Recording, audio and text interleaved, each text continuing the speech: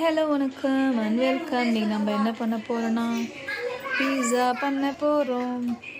என்ன போடுறதுனே தெரியல. Pizza base எடுத்து வச்சுருக்கேன். அடுத்து டொமேட்டோ சாஸ் போட்டிருக்கேன். நெக்ஸ்ட்டு கொஞ்சம் அமுல் சீஸ் போட்டிருக்கேன். இன்னும் கொஞ்சம் போட்டுக்கலாம். சீஸில் வந்து டேஸ்ட்டு கொடுக்கும்.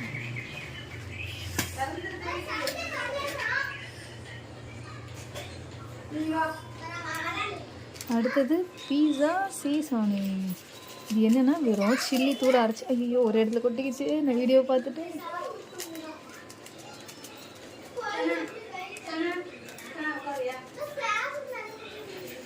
அப்பீல் வேறு ஏதாச்சும் போடணுமா பாரு.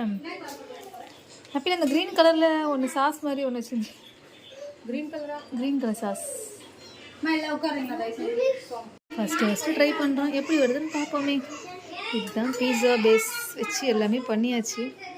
நெக்ஸ்ட்டு என்ன பண்ண போகிறோன்னா இந்த ஓவனில் வைக்க போகிறோம். வச்சிடலாமா?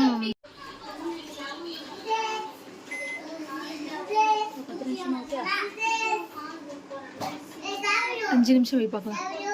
பீஸா பேஸ் வேகணும்ல, எவ்வளோ நேரம் வைக்கணும்னு தெரில. குத்து மதிப்பாக வைக்கணும். 5 minutes தானே.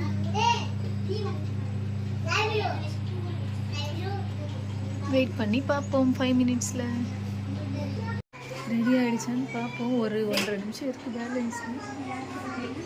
என்ன நடக்குது இல்லை, இன்னும் கொஞ்சம் பேஸ் வேகணும். 5 minutes வைப்போம். இந்த டைம் முடிஞ்சோடனே எடுத்துடலாம். ஐயோ ஒடிப்பி விழுந்துரும் போல.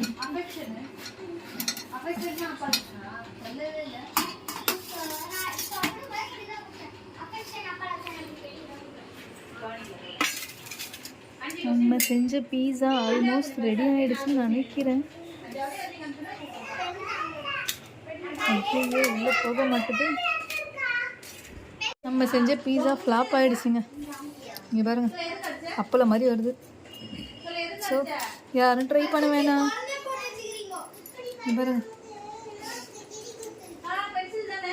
ட்ரை பண்ணுங்க. எங்களை மாதிரி ட்ரை பண்ணுங்க.